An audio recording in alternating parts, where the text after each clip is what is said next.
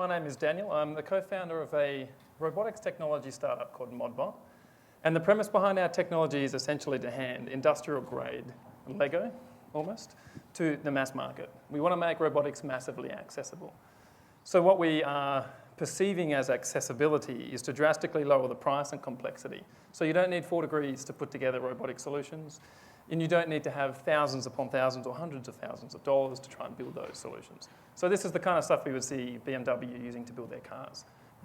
Building up a 6 degree of freedom robot arm, for example, could now be reduced by probably an order of, bringing that price down by about 1/10. So snapping these parts together, combined with a mobile app and an in-the-browser collaborative experience, means we can have a new robot building experience. Fantastic. Okay, well, my name is Kantoni, and we're not exactly a startup, Autodesk, but we are kind of a startup within Autodesk. This is a consumer group product team, which is kind of 3 years old, and we are addressing the part of the market that was never Autodesk focused, which is the consumers, the non-professionals, that has grown from 0 to more than 200 million in 3 years.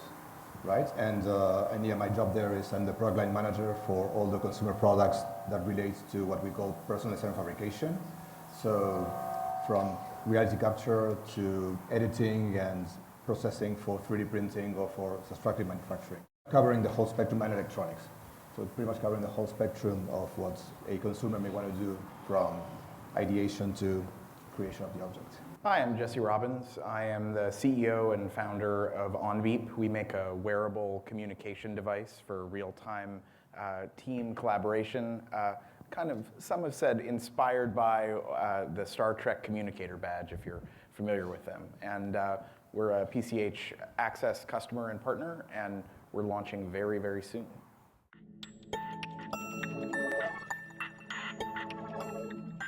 One of the things that Liam Casey has said that I love is prototyping is really easy and manufacturing still remains very hard. So I really kind of view a lot of what's happening in the maker movement as sort of prototyping for big ideas, getting you to clarify and kind of proof of concept.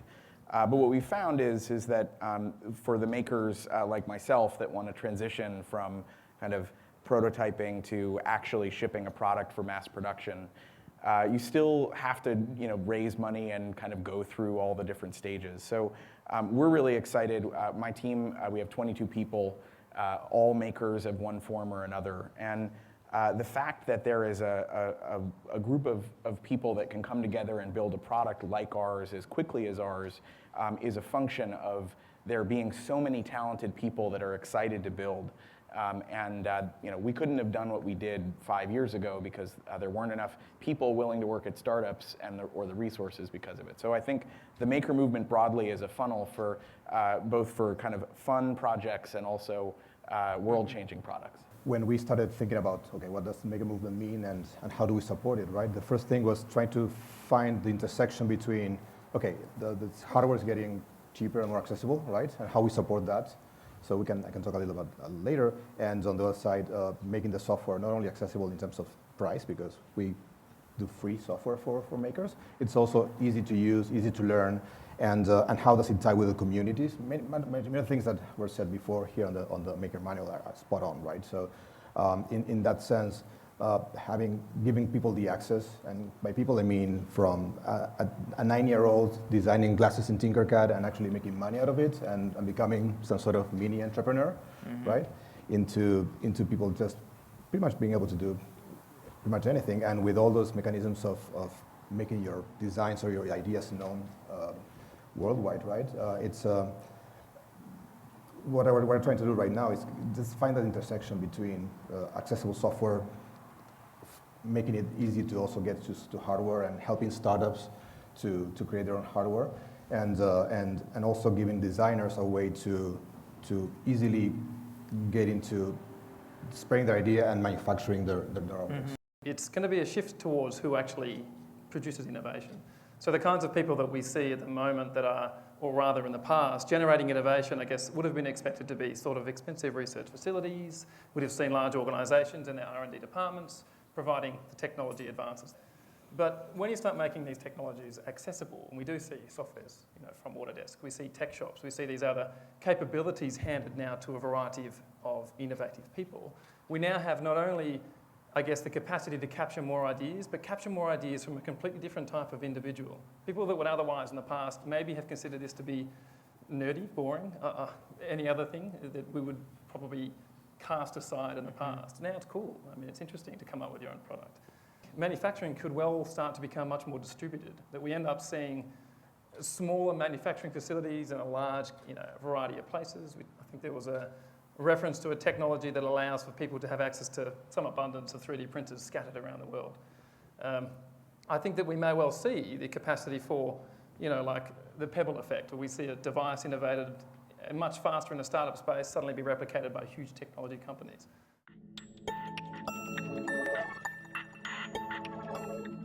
One of the things that both Autodesk and a lot of other companies have done, MakerBot, et cetera, is something that happened in the web kind of movement in the past decade, which is the democratization of the tools of production, right? Mm-hmm. So previously, for a startup or for a company to launch a new product, particularly a consumer product, they really had to have a massive amount of equipment and resources available. And what we've found is that instead there are a wealth of tools that kind of get you through the first challenges, which then coupled with access to capital, like investment that is impossible 5 years ago. No one was raising VC money to build and run startups because VCs were afraid of it. Hardware startups because VCs were afraid of it. And now it's possible to build a world-changing product on a minimal amount of capital using this new class of tools that are available. So you can draw a lot of parallels between what happened in the software infrastructure world in the 90s to now, based on open source and open technologies, reusable components and sharing. And that's made it possible for a whole new group of people to build things that weren't imaginable even 5 years ago. Autodesk has been talking about democratization of design for a long time, right? Even for professionals. But if you think about a consumer and the access to a technology they have today, for example, simulation, right? Somebody can go into a tool like Mesh Mixer, get a 3D model, and analyze how it's going to probably break when you print it, right? That used to be something that was accessible only for professionals at $20K more. The biggest challenge for us was and for my teams, was how to encapsulate the complexity of those things and package it in a way that made sense for somebody that cannot answer the questions that a mechanical application like inventor can ask, right?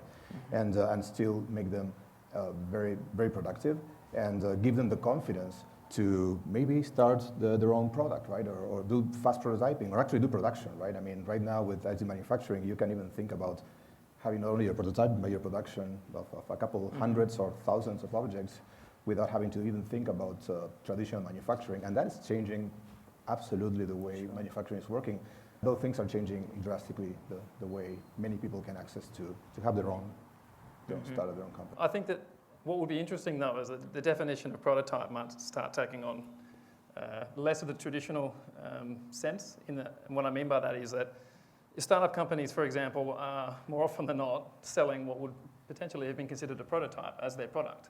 So these guys are now in a position where they're being given the same level of constraint that a commercial product would have as far as requirements. Like, for example, I wanted to have 15 different SKUs. I wanted to have this many colors, which in reality is because we're being spoiled by the maker movement, which is now showing, okay, well, this is a great product, but I'm going to make it 100 different ways based on what I see the open source and the open hardware communities doing. So now I expect hardware companies and startups to be able to produce a variety of different SKUs on this prototype technology. There's an interesting piece on that too, which is that it is simultaneously we expect sort of the rapid innovation that's only possible from startups, but when you start shipping or start building, consumers, even of a crowdfunded project, instantly have very high level expectations. They expect Apple quality packaging, right? Which is not a thing that you think about when you initially start. They expect fine fit and finish. You have to go through certifications and other things. And so while the sort of promise is relatively easy for people to achieve, kind of let's have a million different versions of it, The reality is that there's also a new set of hurdles that everyone has to go through in order to build a product that when people receive go, wow, that's amazing, and something that I'm glad I bought.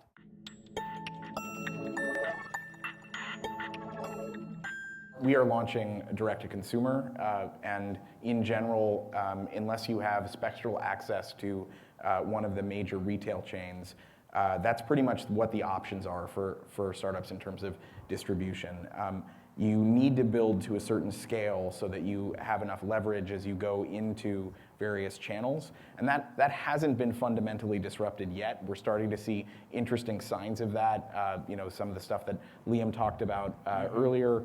But we're still in extremely early days. The biggest disruption there is Kickstarter and Indiegogo. Yeah, I guess the problem is there's a danger that the channel is going to collapse, the traditional channel with Best Buy and companies like that, and what's going to replace it? Are things going to come up quick enough? Amazon's still like 1% of retail, right? So it's, I think that was the report that came out today. So I don't think the channels are going to go away tomorrow. Not soon, yeah. I think it does bring in an interesting paradigm, though, and that is that people are expecting significantly more flexibility in brand new products. And as a result, the ramifications of that is that the manufacturing, traditional model has to change. And it has to support a radical amount of high mix products. It has to be able to be flexible enough to constantly change, to have these new products come through the production line. And potentially at a significantly lower volume to begin with, which means that the prices are thrown out. It's too expensive typically to run those production costs. So I think what we end up finding is that if you then combine that with this sort of macro trend of we've been aware that wages are getting more expensive, except that now it's actually getting to a point where, okay, median wages are actually now getting close enough to be comparable with American wages. And as a result, it's not actually, these two things don't align well. They're actually, they sum on top of each other and they superimpose in such a way that manufacturing becomes quite complex. And such that we end up with startup companies that now come about for lights-off manufacturing. We end up in a position where someone sends a raw file online, it goes into a factory somewhere, gets manufactured, and it just gets sent to you. So we hope that the startups of today are going to be the major brands of tomorrow. And that seems to be the way the disruptive cycles work.